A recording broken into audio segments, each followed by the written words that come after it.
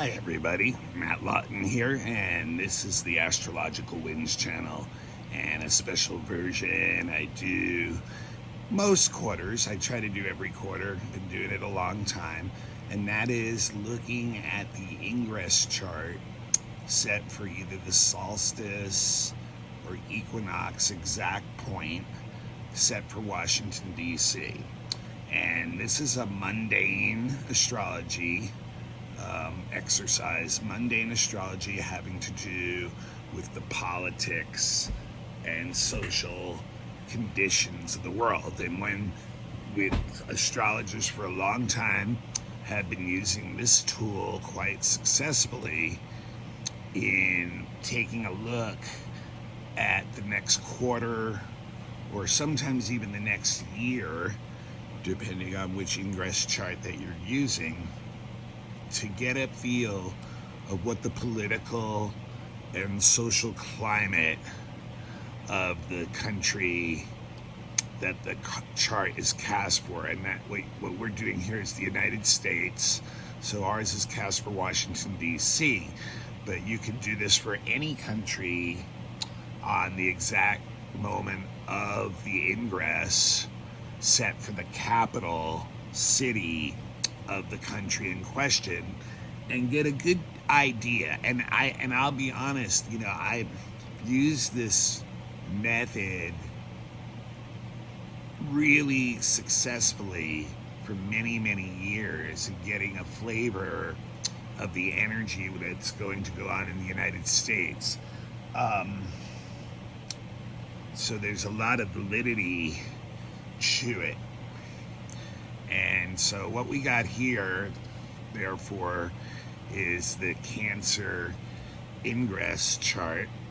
And you'll see up here, Cancer Ingress, set for June 20th, 2021, 11:32 p.m. Eastern Daylight Time in Washington, D.C.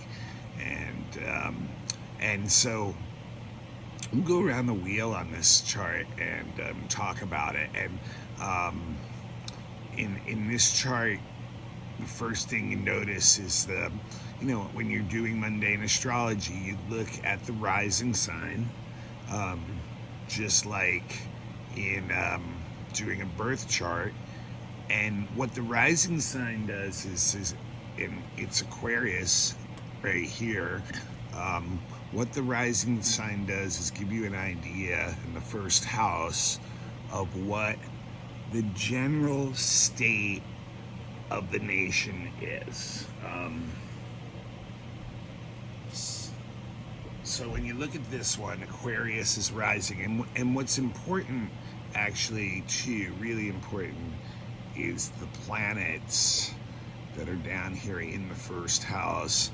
And one of the things that's interesting to notice right away in this is that the sign of Pisces is intercepted in the first house here, and that the two planets in the first house, Jupiter and Neptune, which is actually conjunct the asteroid Pallas Athene here, are all in Pisces, and that intercepted Pisces. And one thing that you can see here is this little S, which is showing that Jupiter was actually stationing retrograde right at the time that this Ingress, the solstice, was occurring. It was getting ready to go retrograde in Pisces.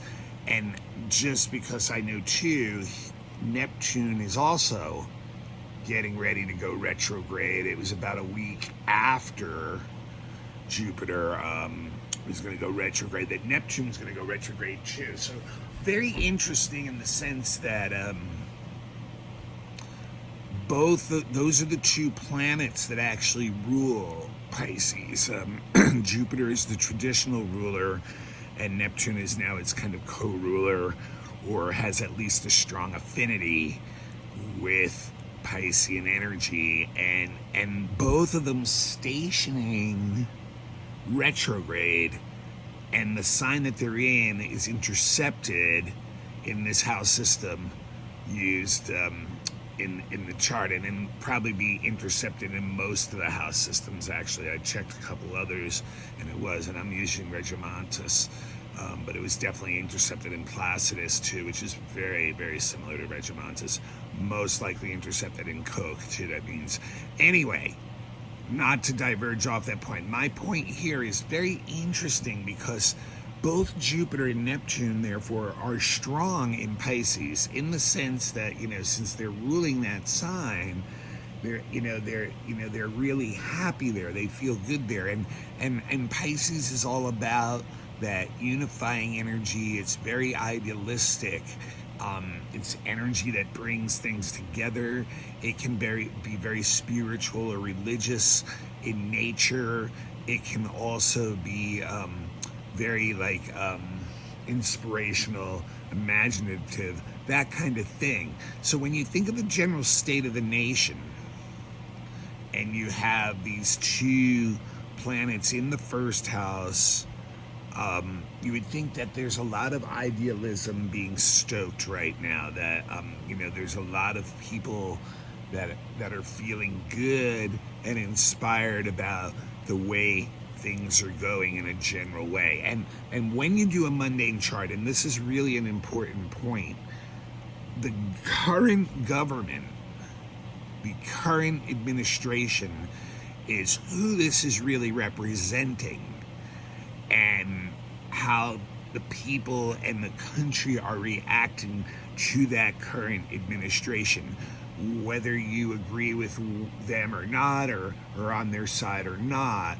In any mundane chart like this, the current administration are the traditional authority in this point. So what it's showing is that a lot of people are probably feeling inspired by the current administration and what they're doing as meeting some of their ideals. But here's the but. Both those planets getting ready to go retrograde and Pisces intercepted in the first house all shows that many of these ideals, more likely than not, are going to at least suffer long delays in their ability to go from being an ideal to some kind of law, which is what also Jupiter rules, or having effects on education, medicine, publishing, things like that too. But the simple fact, going back to the first house, and even the Pallas Athene being in the first house too, that asteroid, which is all about the ideals that we fight for, that we're willing, to basically go to battle for. All these things being intercepted in that first house show that this is not going to be like this, sudden change where these ideals of this current administration are going to all be met, and the people behind them, that there's going to be a lot of delays and a lot of things that have to be dealt with. But it's really interesting though, one of the really strong points of this chart here, with the Jupiter in rulership over here, is it's trining the sun over here in the fifth house, and that is the president himself. So you can see a lot of the inspiration and the feeding of these ideals is coming from the president, is what that would mean. And then the Neptune conjunct the Pallas, really, and also of course in that really long-term sextile with Pluto that it's been in for years, shows that and even more importantly, a trine back to Venus over here in Cancer, show that a lot of the ideals that people have, this, they're really wanting to line up behind man and push their ideals and get that going. But to me, like I said, and then we go back to the fact that Aquarius is also the ruler of the first house and what's going on, and that means Saturn is actually the ruler of the house. Now, Saturn is strong in Aquarius, but it's retrograde in the 12th house, and it's in what I think is actually a pretty tense pattern of this chart, and that is it's opposite Mars in Leo, and it's square the moon in Scorpio, and it's also square, of course, Uranus conjunct Ceres. So what we've got here is what we call a grand cross, a fixed grand cross. It's in fixed signs, and this shows that like what's mostly likely going to happen to a lot of these ideals is they're going to run into like some serious inertia and a lot of issues that are stuck. The fixed energy, is stuck. But like, the Saturn in Aquarius is like trying to find ways to deal with broken systems. But retrograde and in the 12th house is not in a very strong position. And opposite Mars in Leo in the 6th is showing that actions are blocked. And it's interesting too, because Mars is in the 6th house of the military and the police and civil servants. So that shows right here that some of the blocks to what the current administration would like to do in order to improve the situations that they have their ideals set upon are being blocked by people who are involved in civil service, that is the military, the police, civil servants, things like that. And also, very interesting too, of course, you get the square to Uranus, which, as I've said a lot in my blogs, this has a lot to do with the whole taste of this year, and structures failing and having to be replaced, and very upsetting. And with Ceres down there too, threatening the resources, the productivity of the country, and you can see a lot of that stuff really stressed right now. Now, what's interesting about this one is it's basically on the 3rd house cusp. So it's showing that, there also could be situations that occur with mass transit systems, with communication networks, and with the education system that are like shocking events that threaten, once again, the security or the way things that we're used to being, and cause like a lot of issues in trying to make a lot of these changes. And then the final piece of the Grand Cross is actually the moon in Scorpio. And so here we have the moon. It represents the people in a mundane chart in Scorpio, in the sign of its fall. So in the 8th house of shared resources, of things like banking, corporations, multinational business, taxes, inheritances, catastrophic events that bring ends to things. So, here we have the people this is indicating that the people are going to go through some very intense emotional times in relation to this whole energy of what's going on in this chart, in the sense of trying to get structures changed, and and coming up against this inertia that is likely being caused by kind of a lot of business as usual in the international finance world, business as usual in the military and civil service world, and shakeups in communications and education and mass transit systems. So that's what is likely causing all this retrograde kind of energy to slow down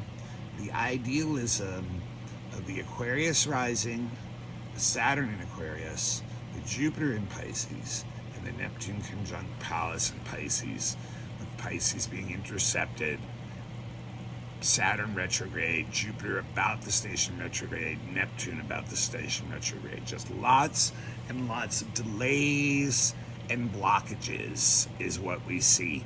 And because it's fixed, you see this is stuff that's not going to be resolved until at the earliest the fall and winter, because these 3 planets going retrograde are not going to go direct again until the fall. And notice too, the opposition of Mars to Saturn in fixed signs is it's 7 degrees, so it's a long opposition. We're talking about probably 7 months of at least of having to deal with this. So lots of blocked energy in trying to get changes that people are fired up about in an idealistic sense. The one other thing to notice too on that side of the chart is there is Pluto rising too in this chart, and also retrograde. And the fact that you got the 2 malefics in the 12th house, it's very interesting, because presidents and leaders of countries have a lot of an association with the 12th house, because the 12th house is a house above the horizon where the planets are first rising, so they're first seen, so they are in a powerful position. But the 12th house is a house of service, so they're in a powerful position because they're in service to other people. And with Pluto and Saturn rising in that house, it shows once again there's a lot of block, there's a lot of power struggles, manipulation, things going on behind the scenes. The 12th house, it's a lot of things that are hidden from the public. It's the house of institutions and bureaucracy, things like that, where emotional decision making and stuff is hidden down dark, long alleys and basements and behind closed doors and things like that. So I'm seeing a lot of that energy here too, that kind of energy within the bureaucracy, within the institutions. There's a lot of power struggle stuff going on, and a lot of blockages going on. Now when we go down the wheel again, we're going to go to the 2nd house here, which is the house of basically the wealth and assets and money of the national economy. And very interesting, we look at the planets that are in that house. It's Chiron, the wounded healer. So can be potential for some issues, where economic issues where people are getting hurt by with their assets, with their money, things like that. Although Chiron is in a sextile, very tight, with Saturn in that 12th house, and I think that probably represents things like the infrastructure bill of trying to rebuild new structure, that Saturn, and update it, the Aquarius, and hopefully that would stimulate the economy, which is the Chiron in the 2nd there. But once again, also notice Aries on the cusp means Mars, which is in that Leo, is the is the ruler of this house, but it's in that opposition and in that Grand Cross that I was just talking about. So these actions are being blocked again, and a lot of the resistance coming on the civil servant level, quite possibly there too. Now Uranus is right at the end of the 2nd house, but I really think that's more of a 3rd house Uranus going on there. And we look at that 3rd house with Uranus in series there, and as I mentioned, it really makes me feel like we could see some interesting events that are upsetting or interrupt transit systems, communication systems, or education systems, and possibly really disrupt our sense of security in relation to that with when we're having Uranus in this house, and as part of that whole grand cross. Now Taurus is on the cusp, which means Venus is the ruler of the third house, and Venus is in this chart is in a really kind of an interesting position. It's really a mixed position. It's over here in Cancer, which does have some strength, has some triplicity rulership there, and I've always thought Venus likes Cancer a lot, and they have like a good energy together.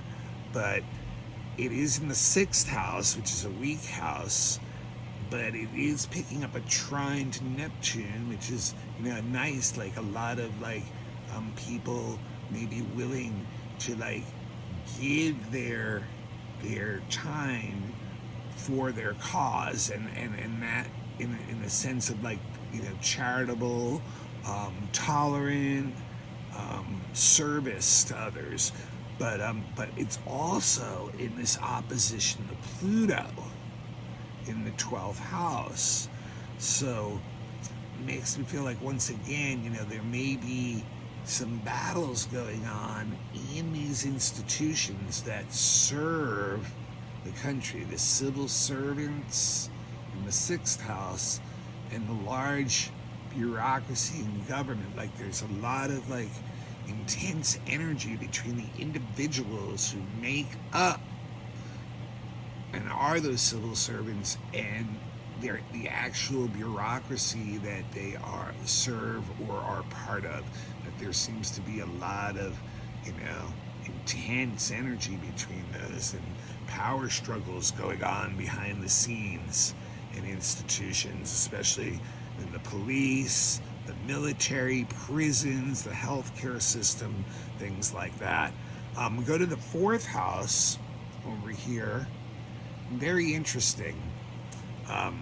Mercury retrograde in the 4th house, and that's actually the ruler of the 4th house too.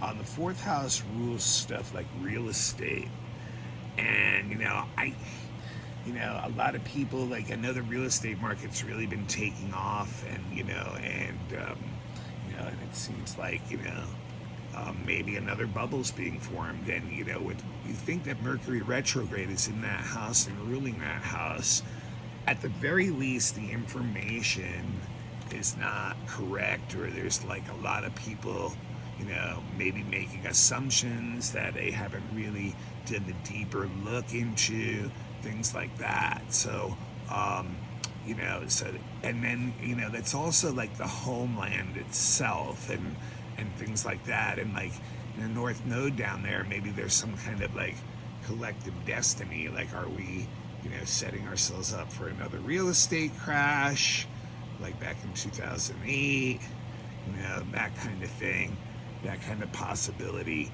And so so a lot of to me, a lot of energy in that when you look at it, you have to say to yourself that we don't seem to have a clear picture on real estate. And then even and then here's the other thing too. The 4th house has a lot to do with our heritage and nationalism, and also the party that opposes the current administration. And then so you see maybe there's still a lot of confusion and mixed messages about what is truly patriotic, questioning people's nationalism and their pride in the country, and just mixed messages that are a lot of mis and disinformation going on around that kind of thing about heritage and nationalism, things like that, and information that really needs to be sorted through. 5th house, like I said before, has the sun in it, which is the president himself, and a nice trine to Jupiter. So I think this is really good for the entertainment and sports industry. They're going to have a good summer, although the Mercury retrograde does rule that house, so there may be occasional setbacks of things where, you know, I mean, obviously it was the COVID that set down those industries. So this is like, you know, what they're going to be, you know, possibly having to deal with again. The sixth house, we talked about a bit already, the house of civil servants. Very interesting mix in there because you have this nice caring Cancer energy from Venus in there, where the civil servants really want to take care of people and, you know, want to have their ideals appealed to, that trine to Neptune over here. But at the same time, there's this Mars and Leo in here too, which is very egotistical energy, and it's involved in that Grand Cross, which, you know, when you think about the leadership of the military and police, both those branches of government have been under a lot of pressure and attack for the way they do things. So that's, you know, maybe getting into this really, you know, aggressive, prideful kind of Leo kind of energy, and getting stubborn and not willing to back down, and, you know, then triggering a lot of that energy in that Grand Cross we talked about. The seventh house, you can see there's not much going on in here. Vesta, the asteroid Vesta, is in there, but what's really interesting is that Leo is the cusp house ruler, and that makes the sun, which is the president himself, the ruler of that house, and that is the house of allies mainly. So I think this is another area where this administration is actually, because the sun is getting that trine to Jupiter, is going to get a lot of benefit this next 3 months from allies, that, you know, that this administration is going to have a less contentious relationship with a lot of the traditional allies of the U.S., and even, you know, maybe start to get back into some of the similar behavior with Vesta up there that those do, and just even dealing with enemy as well, open enemy as well, this administration. Eighth house, talked about a little bit, international finance, multinationals, taxes, things like that. With the moon in Scorpio, that's the people and how they feel about that stuff. Very intense, unhappy, not feeling like they're being treated fairly by multinationals, by international banks, by, like, you know, international financing, by the tax inheritance departments, things like that. And with Libra is on the cusp, so that Venus in Cancer is ruling it, and as I said, kind of in a weak position in that sixth house opposite Pluto. So finding ourselves at the whims of, like, these secret decisions that these institutions are making that are affecting our everyday lives in the finance world, and could be setting us up for some pain too in this quarter. The ninth house is open, nothing in there, and is ruled by the Mars, which is like in that Grand Cross. And so that's, you know, our higher education and system, the college system, and our laws and philosophies of how we want to live as a country, those kind of things. And not a lot of action there, but that Mars, once again, you know, showing that there's a lot of people in civil service that have a lot of influence on how that's going. It's interesting, the 10th and 11th house I'm going to kind of do together. They're both kind of empty for the most part. As far as, you know, you got the South Node up in the 10th house in the asteroid Juno. The 10th house is the president, the executive branch, and the 11th house is the legislative branch. And they're both ruled by Sagittarius. So that's that Jupiter, back to Jupiter in that stationary position in Pisces, intercepted in the first. So I think, you know, there's a lot of potential for, once again, a lot of stuff that, like, people agree upon philosophically, values between the executive branch and legislative branch, and that's probably the president with the Democrat majority in the House, and it's a split Senate. So getting along with a lot of their ideas, and, you know, wanting to create new legislation based on that. But then, ruled by that Jupiter stationary in the intercepted Pisces, shows once again there's going to be a lot of delays, a lot of negotiation required, and that's because the Senate is so precarious that they're not going to be able to just jam their philosophies down the throat of everybody, but they will work well together for the most part. And then, go back to that 12th house once again, a little bit, tough there, with the Pluto and the Saturn both in it. These are the institutions of the U.S., the prisons, the hospitals, the bureaucracies, the big government stuff, and see like a lot of like still entrenched power and not a lot of things actually going forward in motion there. So overall, I think this can, a mixed chart. I think that, it may be a summer where, things for this administration, may go forward a little bit, but then take some steps back. That there's going to be a lot of like ironing out of things that are going to be required, and maybe you'll get some more results, albeit not what ideally they would want, later in the year. But there's also, some chances for some shocks to like communication and transportation and education systems, and also some possible shocks to the economy, depending on how things go. So definitely like a little bit of a mixed chart this time round, and definitely like some power struggles going on behind the scenes, especially with the military, civil servants, things like that, and a continued disgruntled opposing party involved in like a lot of informational warfare with the current party in power, and both trying to win over the public with their information. All right, this is Matt Lawton. This is the Astrological Winds channel, special edition. Just looking at the Ingress chart and looking at the quarter for the United States coming up this summer, and what we may see. So I will be back with my regular program in another day or two, and looking at the month of July and the weather forecast for the month of July astrologically, and also the week of the last week of June going into the first week of July.